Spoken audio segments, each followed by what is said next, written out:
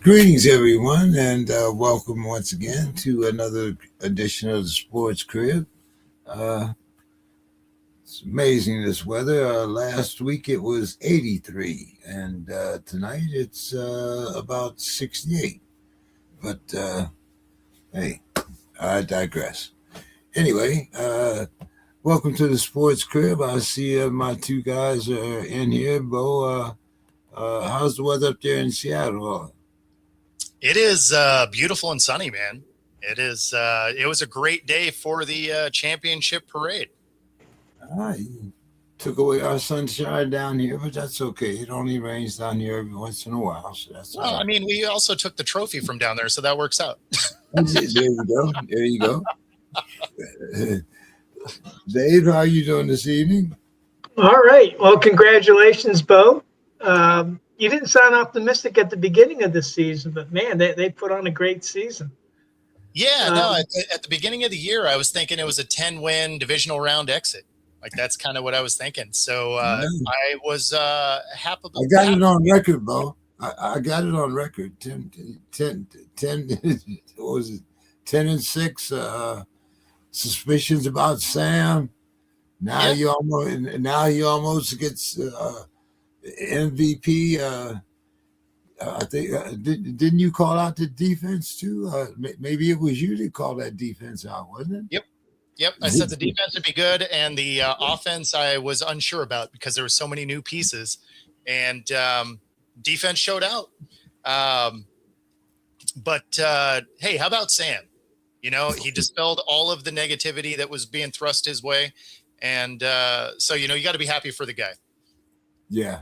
We'll talk about that because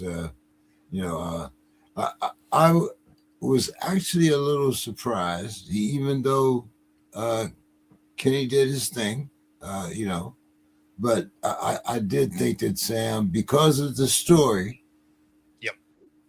might have taken it, but I wasn't displeased with either one being MVP. Sam just didn't have enough numbers to be the MVP. It's also why Russ didn't win it. He also had kind of similar numbers in a defensive beatdown of a Super Bowl. So, I mean, you can't throw for a couple hundred yards and win the MVP. Like you got to, like if you run for a couple hundred yards, sure. But if you're passing for a couple hundred yards, it's not impressive. Yeah. I'm actually like I got a three bet parlay on Seattle. Okay. And I'm running down the field with Martin, and then I see the flag. And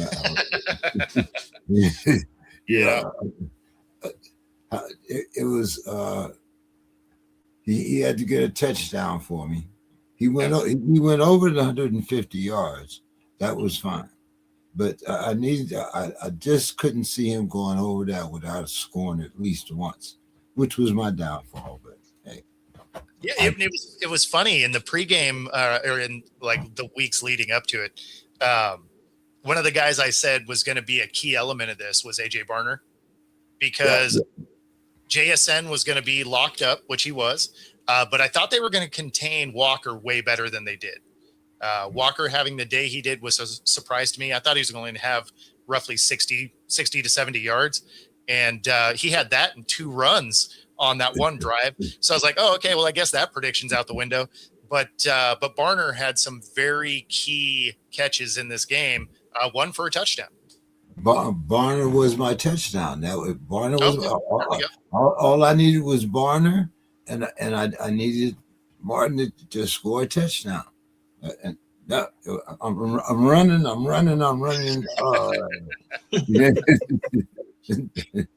You could almost taste the money. It's that old guy in that commercial with the almost had it. And it was my birthday week. Last Wednesday I turned 79. So my old ass is running with the TV. I know, if we had Saturday cartoons, it would have been hilarious.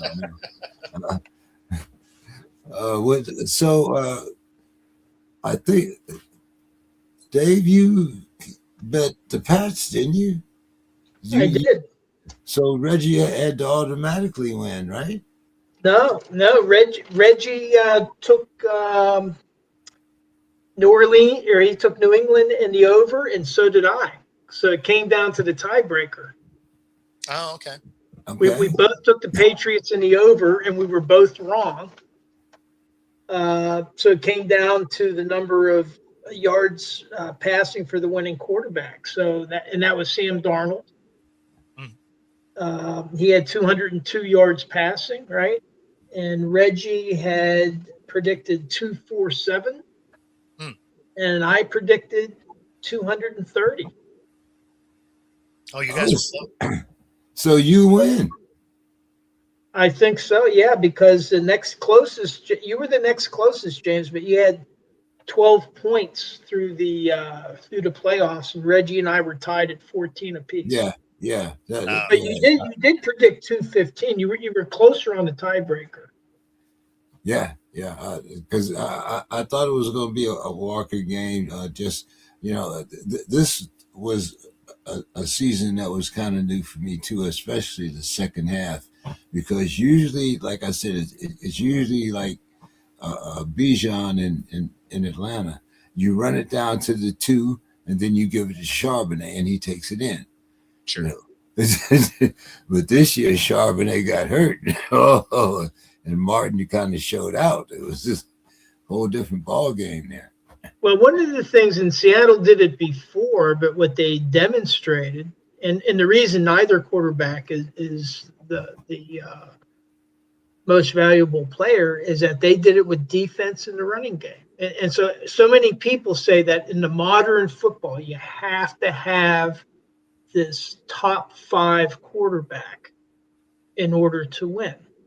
Well, Seattle just and Russell Wilson wasn't a top 5 quarterback when they won before. No, it was his second. He was good, but and so Seattle again has shown that you can win with defense and a solid running game, and really it was the trenches because May was hurt, and it was Sue and my son Nick. They were watching the game. They were keeping me posted, but May was hurt. But even if he was 100% healthy, I don't think it would have made a difference because Seattle dominated the trenches that much. Gonzalez stopped 4 touchdowns by himself. I mean, it could have been a blowout. Yeah. So, and he was the guy, that I've been watching because I think that was the year I think that the Patriots took him 1 or 2 picks before the Steelers.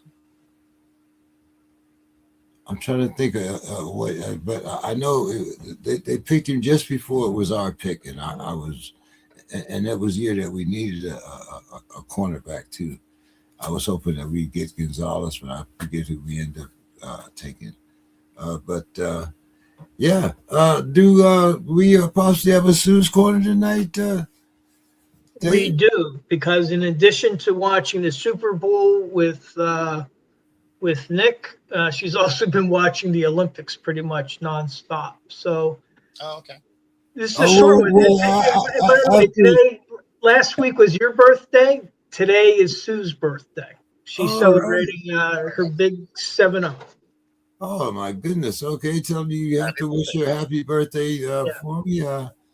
But she wasn't going to miss a Sue's Corner for you, James. She had to get it in. So it's a short one, but it's a good one. So Sue's Corner, still back to the Olympics. Of the many good stories coming out of the Olympics, one of my favorites this week is the tale of Philippe Raimund, a German ski jumper. Philippe unexpectedly won the gold medal this week. He wasn't really ranked high, but the favorites had faulty jumps and the conditions weren't perfect.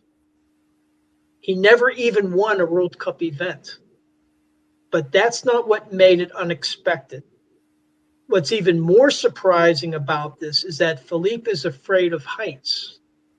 Wow. He pulled out of a World Cup event in March of 2025, citing a fear of heights that was affecting his physical performance. And this is Raymond, according to Raymond, as some of you may know, I am scared of heights. And he wrote this on Instagram in German at the time. I usually have it under control, and it usually isn't a problem while ski jumping.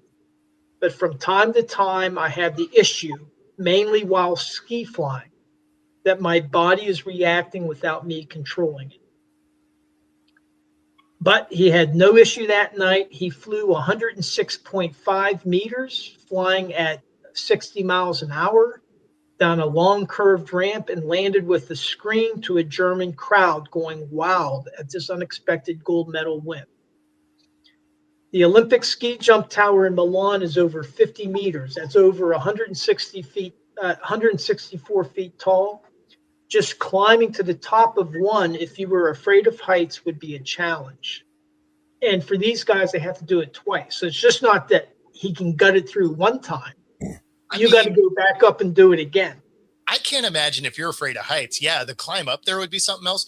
Imagine just jumping off to ski down this ramp to then float through the air. Like, Exactly. 0 times ever. let alone throwing yourself down a ramp at 60 miles an hour and flying in the air, Bo. That is a true case of mind over matter. No And question. Stu ends it with Herzlichen Glückwunsch, which is heartfelt congratulations, Philippe. So Sue snuck in some German on me, but right on. That's Sue's corner for tonight. But yeah, I mean, and for me, it wouldn't, like, the first time, okay. But now you got to go back up and face those fears again for a second time. You haven't even thought about landing on two little pieces of nylon, thing, right? Like, you have to land on these things. You know? Like you're out there playing flying squirrel and hoping for the best. I mean, the only way that would work is if you did happen to land it the first time. Because if you just ate it hard on the first time, you might be like, hey, you know what? Turns out water polo seems awesome. Well, see, all these other higher ranked people, they were blowing their jumps, and he landed his perfectly. So I mean, that's awesome. That's awesome. That's incredible mental fortitude to do that, because I don't think I would do that. That and what's the downhill? Those are two that I have on two little pieces of wood or nylon or plastic, whatever you decide. Yeah.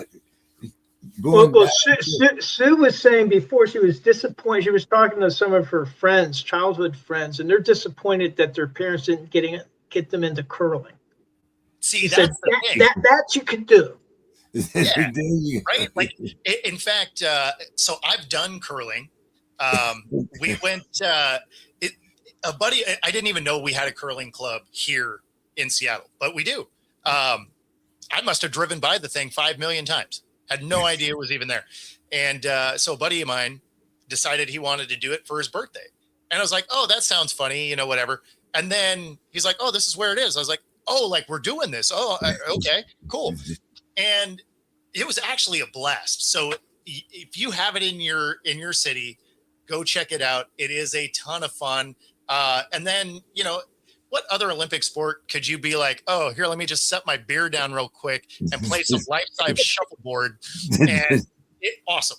It's awesome. Well, the American team, they're out of a bar in Massachusetts, I think. Yeah, which makes totally, when you look at them, you're like, yeah, this is out of a bar in Massachusetts. What do they call the big thing, Bo, that they push down and you guys be sweeping in front of? It's literally just called a rock.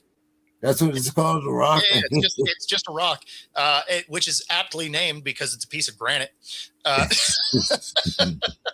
And then, yeah, you got your squeegee out there and you're clearing the path. And, you know, they actually have these little things that snap over your shoes. So it's actually not as slippery as you would imagine. The first time you try and do that slide, though, you're probably not staying upright. But you're basically basically kneeling, so it's not like it's a hard fall. But I highly recommend it. It's actually not that expensive to do. Most cities have it. Definitely check it out. It's fun. Yeah. There's a couple people. David Simons says how's it going, chat? And Candy Castellan, hey guys. Gino Phillips, good evening. And Feather Freebird says hello, guys. Feather is my mom. It is her birthday today. Happy birthday. So you had the same birthday as Sue. Happy birthday, Mom. Yeah, all right. Cool. Happy birthday. Happy birthday. A lot of good people I know in February, especially one, but anyway.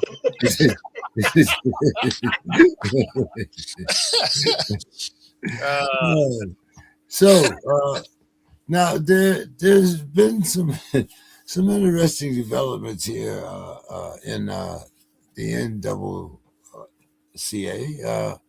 We had the Big Ten. They call themselves. It's called the Student Athletic Issues Commission, and they say that they want the NCAA president Charles Barker and the NCAA to ban prop bets on players. Bo, the betting bag is out of the box. How do you I mean, okay, so we'll only bet on Saturday. You can't bet on, like after 3:00 on Wednesday. If there's a full moon, you can't. I mean, how are you going to put this back in the box? You can't. You can't. That is the problem with the way the NCAA does everything. Is they are so reactionary that they don't actually have any foresight when they do stuff. So when it came to the NIL and the transfer portal, they're just like, you can. And then they're like, oh, this isn't going how we thought. It's like, how did you think it was going to go? You gave us no guardrails, no path. You're just like, figure it out. And then when it doesn't go smoothly, you're just like, gee, I wonder why. That'd be like buying some really complicated piece of furniture. And they're like, well, here's a bag of parts. Hope you can figure out how to put it together. Like, you're probably not getting the table you wanted to build, right? You need some guidelines as to how this thing goes together. And the NCAA just has a history of not doing it. So unfortunately, if they would have had some kind of path for this to work when they first did it, cool. They didn't. So for them to try and correct it now, it's not going to happen from the NCAA side. It's going to happen from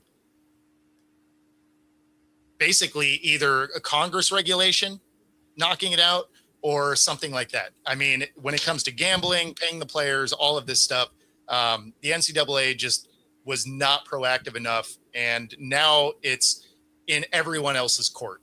So it's either going to have to be regulation from courts or whatever, but I don't see a way that they can stop it. What do you think there, Dave? Yeah, I agree with a lot of what Bo is saying. And then actually Baker from NCAA, he's already been approaching the state agencies because gambling, it's not that it's unregulated. It is regulated.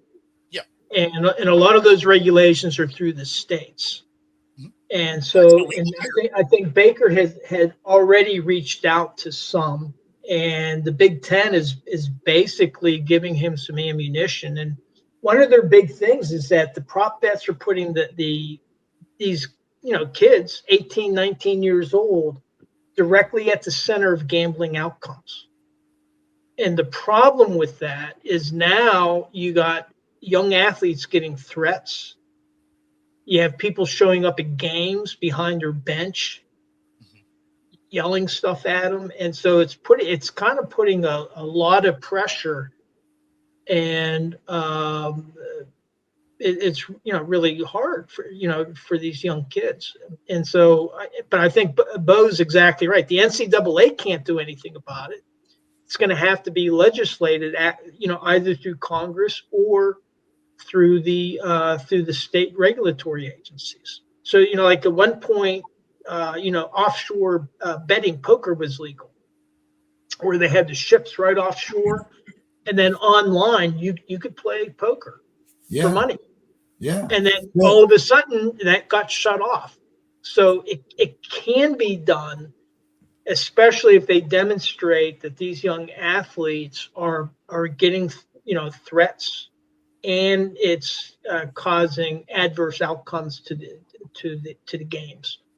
Because if all of a sudden you find more and more of these setups, which we've already found in basketball, we found in baseball, college sports is just next, because that's a fertile ground to make money. Yeah, it's a little less of a problem, I guess, here in states like Washington, because sports gambling is not legal unless you're on a reservation. So the state doesn't allow gambling. Apparently, drugs are fine, but gambling, that's where they draw the line. I don't know. Good evening, Mr. Scott. How are you this evening? Very good, gentlemen. Oh, what a wonderful surprise! What a wonderful gift to see Bo. Oh my goodness, this is one of the things, and the first thing I wanted to say though, I've read an article where it says something about Seattle knew the plays, and so there was something about. I'm not saying that. Don't blame me. This is something that I read, that Seattle somehow got a hold of their playbook and that they knew what was. So, but anyway, I want to congratulate Bo. It's a great win. The theft of Sam Darnold to your, and it was a classic. It was a very classic game in that defense. When you look at a lot of the real Super Bowls with the Pittsburghs and those defenses, and as long as they don't turn it over and then hold them down and get a big play here and there, game over. So, but the thing is, I fell asleep and I didn't wake up until the third quarter, and New England had done nothing. They had absolutely done nothing. So I didn't see the halftime. I didn't see any of that. I woke up and the game really didn't start till the middle of the third quarter. Really, that's the way it looked. But no, congratulations, Bo. With all sincerity, it's all with sincerity, Bo. It's all with sincerity. Yeah. No. It was good. It was good. It was it was cool being down there for the parade and stuff today. Wow. So that was. Yeah. Wow. So that was a cool thing. They did the trophy presentation and all of that, and then from within the stadium, they loaded up all the players onto the cars to then go hit the parade route. So that was pretty cool. They didn't hang the banner. They saved that for next year when probably the Rams will be the first one that comes to town. They'll hang the banner then. Nice. Rub it in. Yeah, exactly right. Or no, actually, you know what? I guess we're going to have the home game against the Patriots to start the season off on Thursday, so they'll probably hang the banner for that. But yeah. The year the Vikings lost to Kansas City, they played them the next year, the first game at Met Stadium, and the Vikings ran them out of the stadium. Yep. So sometimes it's your day, and sometimes it's the other day. Yeah. And it's Bo's day now. So everything. I like that, Bo's day. I like it. I'm a fan. Hey, if it means my team won a championship, I will take it. It's funny though, because now the tear down of your team happens, right? So, it's almost the next day, and our OC is, there with Vegas.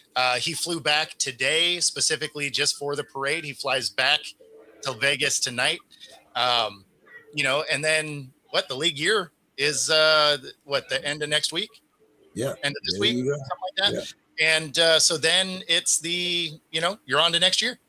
You don't get to enjoy it very long. Well, you get Disneyland. You know, I mean, you go to Disneyland. I guess they still do that, don't they? Yeah. Yeah. In fact, it was funny. There was a video of Darnold and Walker in the teacups. Okay. Yeah. So, yeah, pretty funny. Pretty funny. So, Bo, the LA Bowl is closed after just 5 seasons. I know a lot of us probably never even heard of it. I can't remember too much about And it. rightfully so. Do you see more of these gimme bowls or what? Charity donations, whatever the hell they are. I mean, do you see more of these closing down? Yes, absolutely. There's 2 of them that shut down this year. LA Bowl was one. I forget what the other one was offhand. Bahamas Bowl and the Game Above Sports Bowl. That was okay, so I didn't know about the third one, but you're right. It was the other one. I knew those 2 closed. And yeah, you're going to start seeing these go away because there's so many of these bowl games that are now being played by under 500 teams because teams that deserve to be there, deserved is putting it liberally, I guess. If you get 6 wins, you're able to get into one, right? But because so many of those teams are declining to go to them now, you're starting to end up with like 5-win teams getting in. And I would bet that those things start to go away, especially when they go and expand your playoff again, right? They're not expanding it this year, but next year they think that they might do that, extra 2 teams. So if that's the case, I think these just like ancillary random bowl games probably do start polling because nobody's watching. So. Yeah, that if you got a bowl game, you got to have an audience, I think. But what about this Mountain West and Pac? I mean, what is there any solution out there at all? I'm just here to watch the dumpster fire. The Pac-12 is the state conference now. It's like everybody's state team is now in the Pac-12. Yeah. I called it the prison conference. Right. And then you have the Mountain West. They do have a nice addition coming to them in North Dakota State. Oh, really? Really? Yeah. So only their football team. So the rest of the school is going to stick with the conference they're in, but that particular team is going to go to the Mountain West. And does it elevate the Mountain West? Maybe not. But it is going to be a more competitive conference for North Dakota State. So that is a very cool thing. They've been coming on, North Dakota State. They've been coming on. North Dakota State in particular. They've been coming on. They've been sending guys to the NFL. So couple quarterbacks. Yeah. So, Dave, what do you think about Kubiak going to the Raiders and inheriting Mendoza? You think that's going to be a good fit or what? It sure sounds like it. I was reading somewhere where Mendoza actually was watching some of the film, and he was saying, "Hey, Mendoza was saying that, hey, he loves his style, so maybe that fits in." And what I like is Belichick, Brady, Noel Bradshaw, Cowher and Tomlin, Roethlisberger. And so, you get these coaches together with the quarterback, and we might just be seeing the match made in heaven over there. And the Raiders have been really, really hurting. That maybe this will be the cornerstone of the franchise turning around. I mean, if Kubiak proves himself as a head coach and can develop Mendoza, and Mendoza proves his worth as a number one pick. So I think it's a fun thing to watch. I think it'll be cool to see how this develops. What do you think about that, Mr. Scott? Yeah, the Raiders need to come back, but I still kind of go back to the Super Bowl and looking at Drake May and all of the accolades and things, but he really looked like almost like a JJ McCarthy, in that he looked like a young guy that just, when he went against men, when he went against, you could see it right away. It's like he couldn't really figure out the defense. He couldn't really. So the quarterback thing, it's just so interesting with Darnold, being called a bust, being called this and being a number one and bouncing around. Was he on 4 or 5 teams before he came to the, and so that, to me, I just don't think you're going to come right in there. And I don't care who you get, there's going to be a quarterback that's going to be Dan Marino or somebody. It just seems like it's best to let him maybe sit on the bench for a while and watch somebody that's, that has done it before, and kind of get a feel for the speed of the game. That's what seems to really get some of the younger guys that I saw. And I'm not an expert. Nobody can take, I just watched the game. I played a little bit, high school, a couple of downs in college, but that's what I see, so the Raiders got a way to go. I think they got a good coach now. Why they hired the fossilized guy from, your town, Seattle. I still don't understand that hire, but back-to-back Seattle hires, actually. Yeah, because Kubiak is a Seattle hire too. But what do you think about that? One of the reasons supposedly why the Steelers didn't go after what's his name from the Rams? Kubiak? No, the Steelers. Saban. Wasn't it Saban from the Rams?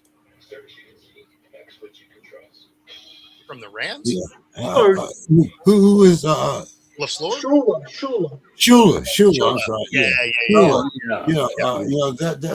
That was one of the knocks that the Steelers gave for not hiring Shula, was because he didn't have a quarterback experience.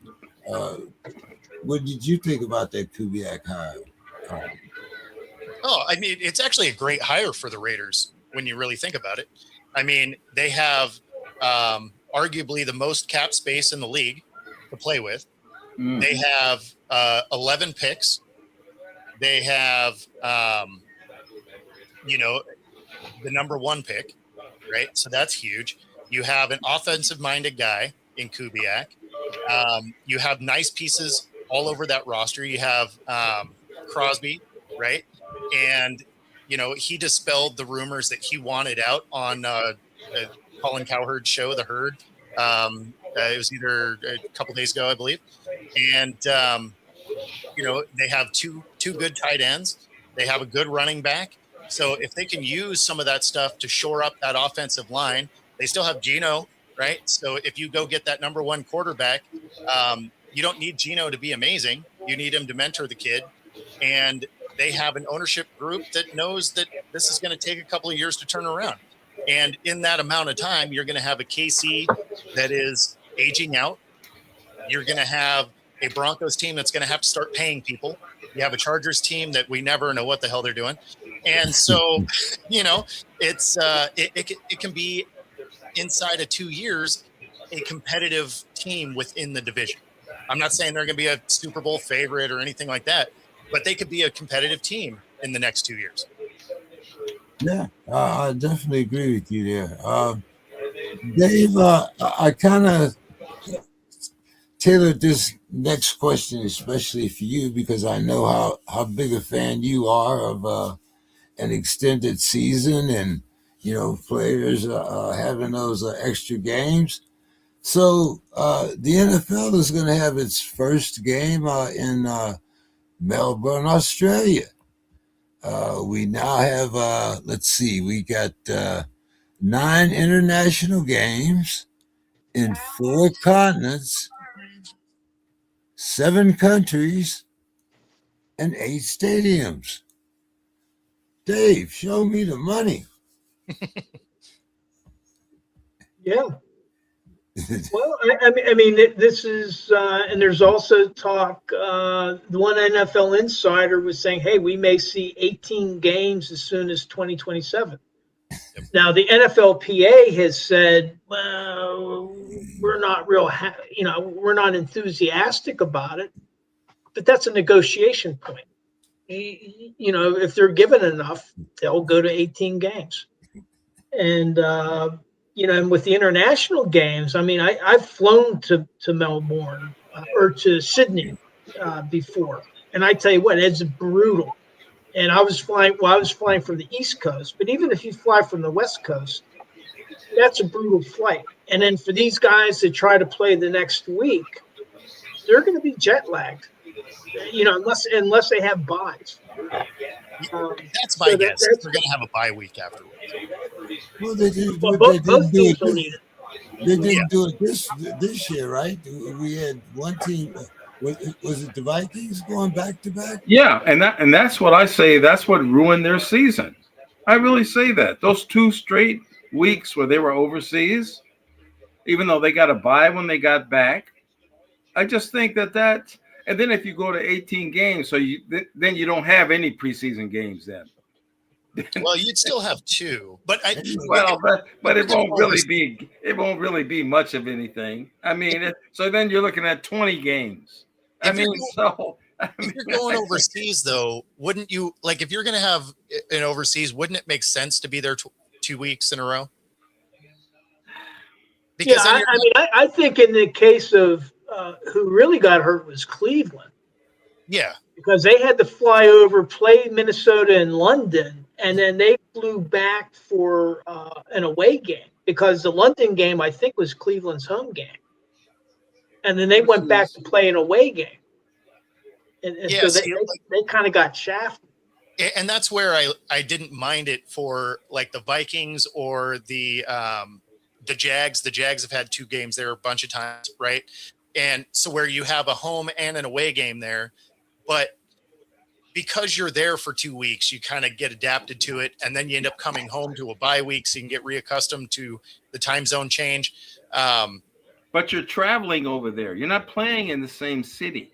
You're leaving there and going to another foreign city. Yeah. It's not like you're staying there and doing it. So that might be part of negotiations also, Well, Europe is just geographically smaller. Yeah. Right. True. So when you're going from one city to the next, and although it's a different country, a lot of those countries, a lot of those cities within those countries are closer together than us traveling state to state. Right. It's almost like Minneapolis to Chicago. Exactly. I know. Yeah. But what's going to be brutal is going to Australia. That is going to be rough. Brutal. That's rough. And it couldn't happen to a better couple of division mates. I did an informal poll on X, and I asked, many say expanding the NFL season to 18 games is inevitable as early as 2027. What is the ideal length of an NFL season? So 0% said 20 or more. 20% said 18 games is the way to go. 24% said keep it at 17 games. And 56% said 16 games was perfect. Now, it's a really small number, but it's still, I think the problem that I see is that they're sacrificing competitive parity for marketing and money is what it comes down to. Well, and it's unfortunate, I think. And going back to 16 games, you can forget that. That's another genie that's out of the bottle. I sent Art Rooney II a letter asking him to asking him to champion that cause.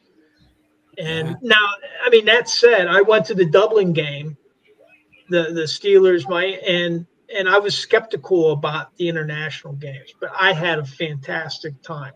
And if the Steelers play again overseas, I'm going to go. So I guess I'm a hypocrite. But I mean, it's been a great program for the NFL.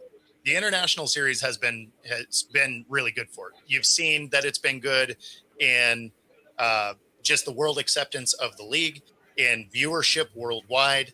I mean, it's been great in that way. Moving to 17 games, I wasn't a huge fan, but if you're going to start having us be overseas anyway, that doesn't take away from what you'd normally have as home games.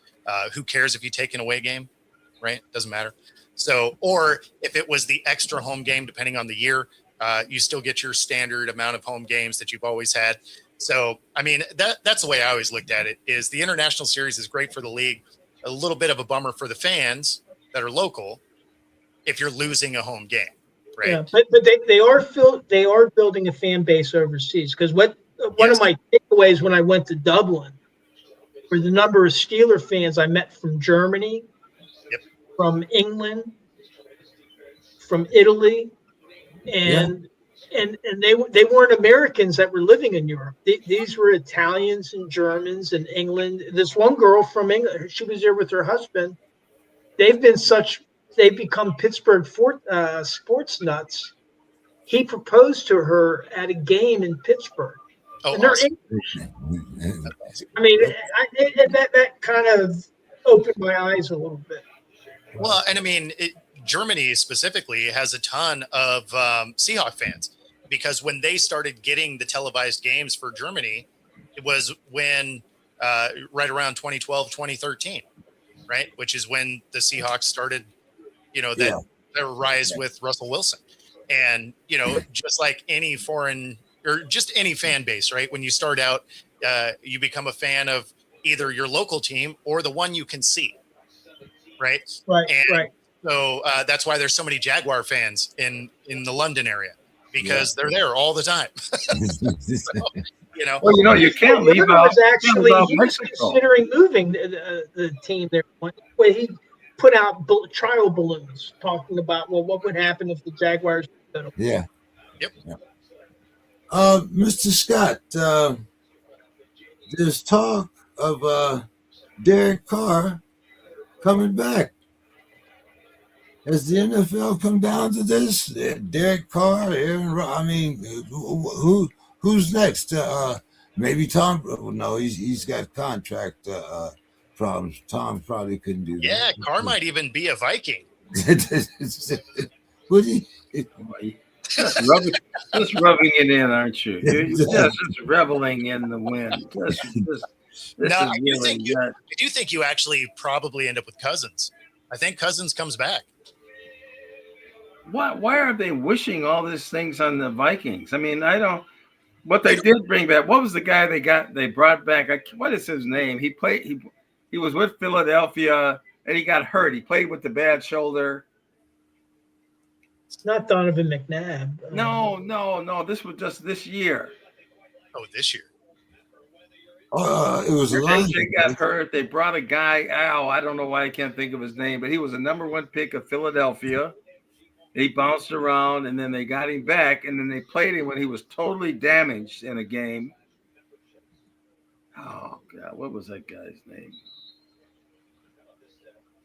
And if he hadn't got hurt, they might actually have made the playoffs, because they lost the game with Green Bay, where they had the game won. They kicked it off, and they let the guy run it almost all the way back with about a minute left.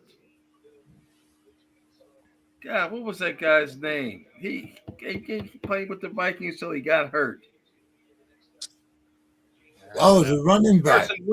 Carson Wentz. Oh, yeah. Carson Wentz. I forgot Carson Wentz was there for a minute. Yeah, he was, and he was doing okay. And he had to go overseas and do all this foolishness over there and learning plays. And that's what I'm saying. I really think that ruined their season, because they were 9-8. And if football does their playoffs like basketball does, teams that don't even make 500 would not be in the playoffs, even though they won their division, because the whole division is lousy. So they shouldn't be there anyway. But if they did it like basketball, where you go by your records, Vikings would have still been in the playoffs at 9-8. And I know, Bo, you don't want to hear this about shoulda, woulda, and all. I know, Bo. You saying held up your banner and all this, No. That was glee. me. You have such glee, So that was me just giving you what a banner bad is time. that, Bo? What banner is he talking about, Bo? What's that? What banner is he talking about? Oh, you didn't see it? They were giving them away at the parade. That one. That okay. So what do you think about Derek Carr, They gave me some extra ones, so maybe I should mail you one. Should have had Sam Darnold sign it or something. So what do you think about Derek Carr coming back, Mr. Scott? That's an interesting thing, because I'm not sure how old he is. He sat out a year. 34 or 35. Yeah, he's on the younger side. He's on the younger side. He should be healthy, having sat out. I would not be opposed to that. But see, now I'm hearing that they're going to move Jefferson, because he's been a good soldier up until this time. But they're talking about maybe he goes to Buffalo, where he has a real quarterback. I don't know. I don't know. But there's, you're always going to hear these kind of rumblings now. Did you hear what they want to give him for him? Because it has to be a haul. Yeah. Also, there's a lot of draft choices. It's a lot of, Well, I mean, Josh Allen, I mean, Buffalo's approaching Yeah, they changed coaches. Or die time for them. Yeah. If they got rid of the coach, who's next. So, Carr, I hadn't thought of that. Is there rumblings of him coming back? Has anybody heard about that? There's a really good chance he comes back. They say his shoulder is performing very well. Wow. So now New Orleans still has the rights, so you'd have to trade for him. But you wouldn't have to pay him much, right? Because this is going to be a prove-it deal to come back. Yeah. And that's where a team like the Vikings does make some sense, because he brings some stability at the quarterback position and allows you to try and get J.J. McCarthy up to speed, right? You don't necessarily need the long-term guy if you still think J.J. McCarthy's your guy. And which is questionable. But it's questionable for sure. But Cousins wouldn't be that guy either, right? Cousins 38. Yeah. So you're looking for, if you're keeping JJ or Justin Jefferson rather, if you're keeping him, the rest of your roster's ready to win now. And JJ McCarthy doesn't look like he is. So you're going to want a guy that can be the adult in the room and lead that thing. They don't have to be elite. That team's good. You just need a quarterback that can play the position. And J.J. McCarthy hasn't shown us he can consistently do that yet. Yeah, good defense, very good defense. I mean, I hadn't heard about that. I'll have to look into that a little bit more. And Joe Flacco was even talking about maybe he'd go to Pittsburgh. He could play for all four teams. Maybe.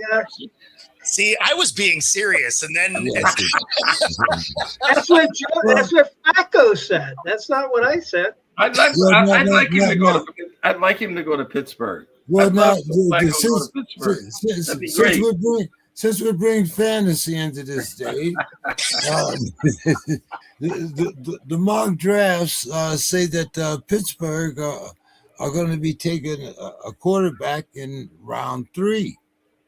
But there are others that say that Pittsburgh is going to take Alabama quarterback Ty Simpson at number 21. What you think Ty Simpson's going to last to 21? I'm just saying, hey, well, they have the draft capital to trade up. How far they can trade up, I don't know, but I think, I mean, for me, it's a little early on the mock drafts. First they got to get through the free agency, see who are they retaining, what holes are they going to have, and I think right now, they need to build up the roster. So to my mind, they need a wide receiver, they need another cornerback, a CB, and so for that first round pick, I think firstly, let's get through the free agency and see, where the glaring gaps are. And then, they're talking about Aaron Rodgers coming back. There's a lot of smoke going on about that. And, Hopefully, and then they have Will Howard on the roster. So here's the thing, if the scouts in Pittsburgh, if they have this Alabama quarterback rated that high, and if he's available, well, then grab him.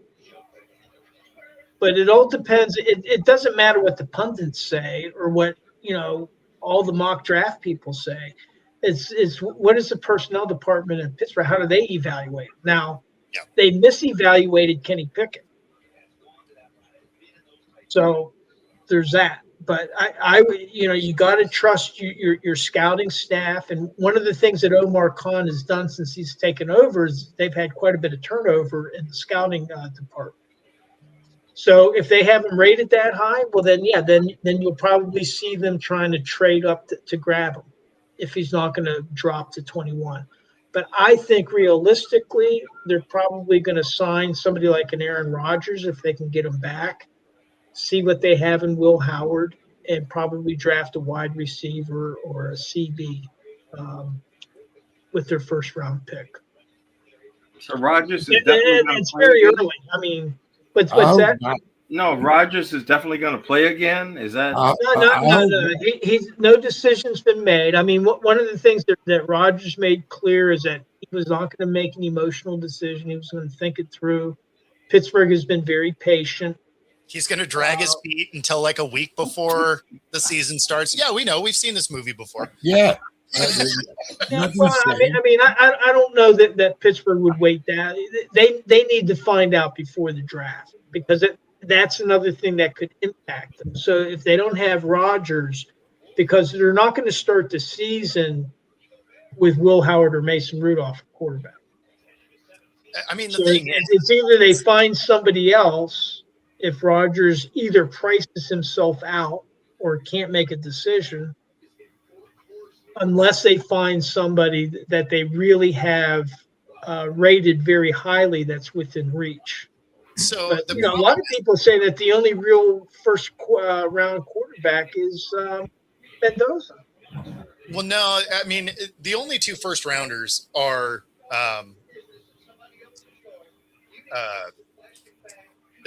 oh man, why am I mind blanking? We just said his name. Mendoza's Alabama. Yeah, well, Mendoza's going one. Like that's almost a foregone conclusion. Why am I mind blanking? The other kid. Simpson? Yeah, Ty Simpson. Thank you. I don't know why I was mind blanking that all of a sudden, but he's the only other first round prospect. Everybody else is like a third or later at best. So, and the kid Moore went back to Oregon, so he's not even coming into the draft. So you only have two real viable quarterbacks. Everybody else is a huge question mark. So I don't see the Steelers having a real shot at one of those two guys. They probably can't read if they're going to go in the first four rounds, because Mendoza is going to be one. Yeah, you have enough teams that are in a position to draft them four, and I don't think Pittsburgh's going to be able to reach them. Exactly. He would have to be like 6 to 8 somewhere in there, and they might have a shot at it. But they have to give up a lot of picks. So they do it. They're saying he could go 2. So if he goes as high as the second pick, then I mean the Steelers aren't going to give up what would be required to go do that. No, and you shouldn't, because your team isn't close enough to be like, hey, we're a young quarterback away from making this happen. Like, Right. you guys have so many other needs. There's no way you're giving up that draft capital to move up the draft board to get a guy that's a question mark, right? I mean, because neither one of these guys that are coming out are guys that you look at and you're like, oh yeah, this guy's ready to go today, right? You look at both these guys and you're like, yeah, they probably benefit from sitting a year. So you're not going to trade up, give up a ton of draft picks for a guy that isn't going to play right away anyway. Like if you're saying, hey, Rodgers is our guy, then the draft picks you do have, it's like, okay, you know what? How about we fix this offensive line? We maybe get a second receiver, attack some free agency to help this defense out, dump some of the expensive guys that are underperforming. Like, I can't imagine you'd mortgage the future on I think he can be good at some point. No, but it's very interesting. I think It's you're very right. interesting though how Dave he didn't want ayahuasca.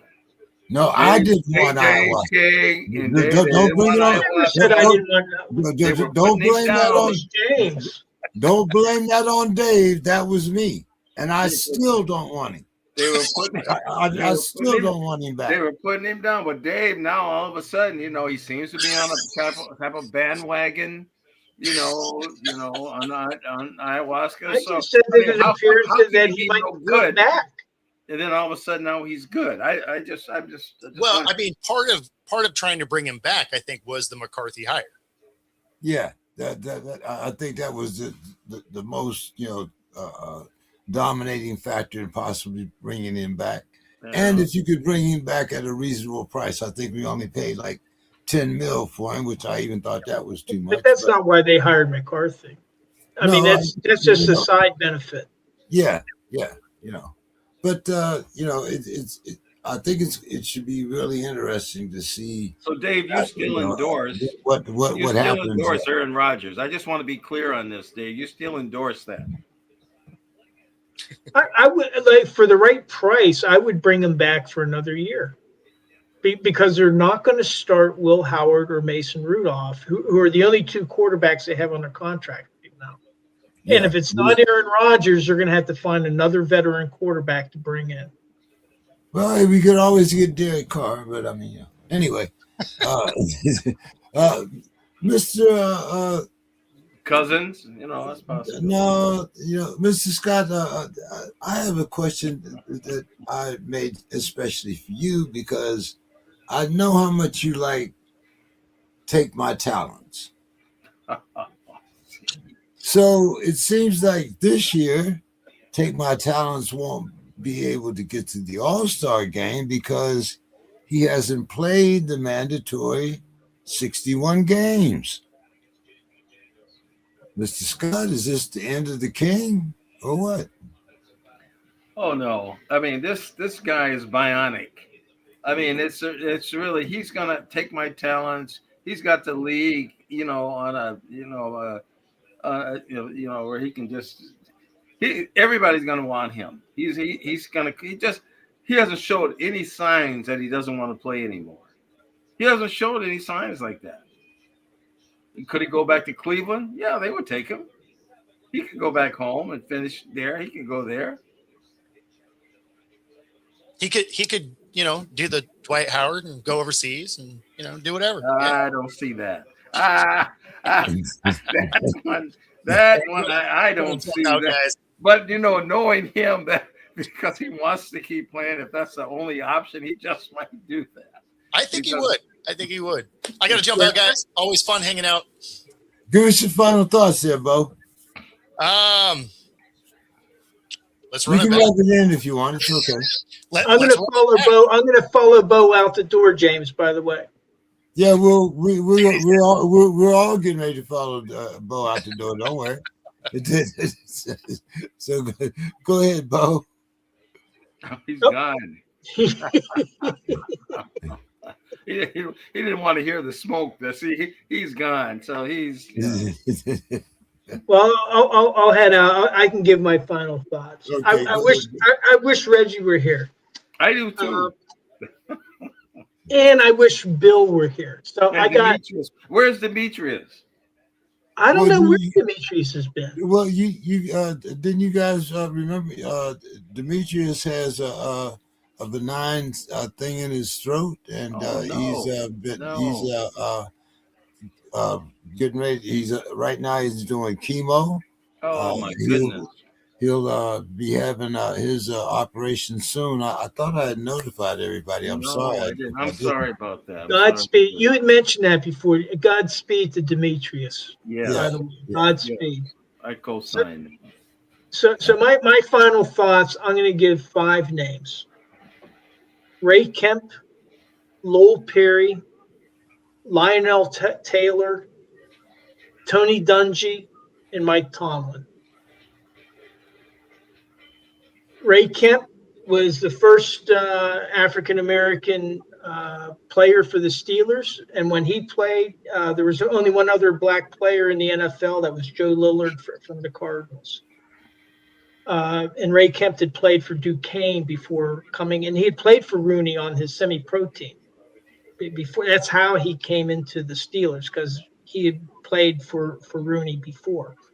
Lowell Perry was the first African American assistant coach in the NFL that Art Rooney hired after he had a huge injury his rookie season. This was back in like 1956 or 1957, but this is he was the first African American assistant coach in the NFL. Lionel Taylor was a Steelers receiver coach hired by Chuck Noll, who went on to become the first African American offensive coordinator in the NFL. But he did that with the Rams. Tony Dungy, he's a Steelers player and position coach, and he was the first African American to become a defensive coordinator. He was also the youngest at the time at 28 to become a defensive coordinator in the NFL. Now, Mike Tomlin was hired by Art Rooney II. He doesn't have any first. But these 5 had 2 things in common, in addition to the obvious. They were all Pittsburgh Steelers, and none of them were hired because of the color of their skin. The reason that the Rooneys hired them was because of their exceptional skills. And I think that's the way I want to remember these 5 guys. Not because they were the first of something, but because they were all 5 of these guys exceptionally talented. You know, and Dungy and Tomlin had worked for Denny Green. And, you know, Dungy was the quarterback for the University of Minnesota. When I was coming up, he was the quarterback. And there's a really good picture of him in my dad's first book on the Black community. So he was here as a quarterback, and he left here and went to Pittsburgh, made it, and played defensive back, which I said I couldn't understand it. He was a quarterback here, and he goes there and he plays defense. I mean, wow. Yeah, he's one of my favorite guys. He'll always be one of my and Tomlin too, because he worked for Denny here too. And he left here, and I think he went right to Pittsburgh. He was a defensive coordinator. No, it wasn't Denny Green though. That was the head coach. It was but he was a coach here. He coached here. He was Tomlin was they hired him. He was a defensive coordinator, and they hired him from Minnesota. But I forget who the head coach was. Okay. They kind of endorsed Tomlin for the position. So, but Lowell Perry, I don't know if you're familiar with him. Amazing story. What happened to him was he was a rookie phenom. I think that he was from Michigan, I want to say. And he was roommates with who was the deep voiced actor? Well, I can't think of his name. Wonderful actor with a very, very deep booming voice. But they were both ROTC. They had to go into the military before they reported to. Well, not Bernie Casey. No, that was you would recognize the name. You see him on commercials, movies, all that. But Lowell Perry, he came. And he was having a remarkable season, rookie season. They were thinking he was going to be rookie of the year. And then I think it was against the Giants. Rosie Greer, I think, was involved. He got tackled by like 3 guys. Compound fracture of his thigh, dislocated hip. He was in a hospital for 2 or 3 months, couldn't walk. and Rooney said, "We're going to make you." They recognized he was a very bright guy, so he says, "We're going to make you a coach as soon as you're up and going around." So that's how he became the assistant coach for the Steelers. He was going to law school, and then he went back home to Michigan. Rooney gave him a job as an area scout in Michigan so that he would have money while he went to law school there. He graduates from law school. He goes to work for the car industry, did all kinds of firsts there, went into announcing, and then he was made the EEOC director by President Nixon. And then he helped. There's the NFL grants, where they do all the things. Lowell Perry was one of the originators of that. His story is amazing. And that's, and to me, that's so special. All of these guys have really unique stories, and they're just exceptional human beings. Did you say Lowell Perry or Lionel Perry? Lowell Perry. There's Lionel Taylor, who was the receivers coach that Chuck Noll hired. Right. I remember that. Lowell Perry he played in 1957, I would say. Okay. All right. So, hey, many thanks, and we'll see you guys next week. Okay. Make sure to tell Sue I said happy birthday and many more. Absolutely. Take care, Anthony. Take care, good James. to see you. Good to see you. Yeah. Bye-bye. All right, Mr. Scott, you want to talk about your Minnesota season before we get to your final thoughts or what? No. I want to talk about this ice between me and you. I want to talk about this ice bullshit. I don't know if you got a few minutes now or you got to sign off. Well, hold on. Let's do this first. Let's give me your final thoughts, and then me and you will have some final thoughts. How's that? Yeah, no, my final thoughts are, it was a good football season, and I have been keeping my eye on an old friend that I met when I went to college in Mankato, and the Vikings trained. They trained right next door. We all lived in the dorm, and I used to party with Carl Eller and Jim Marshall and Charlie West and Ursula McBee but I never partied with Alan Page. He never, I would see him at the, practicing, but I never saw him. He never came to the clubs or any of that stuff. He was working on his law degree. Big boy. He was a big boy. He was working on his law degree, and he was he was a great player. The Vikings, that defensive line was just awesome. But yeah, Purple People Leaders, right? The Purple People Leaders. Purple People Leaders, yeah. And Carl, he still lives on the north side of Minneapolis. He's moving a little slow now, but I saw him at a Timbervoles game not too long ago, and I think about that, the wear and tear, but he's still.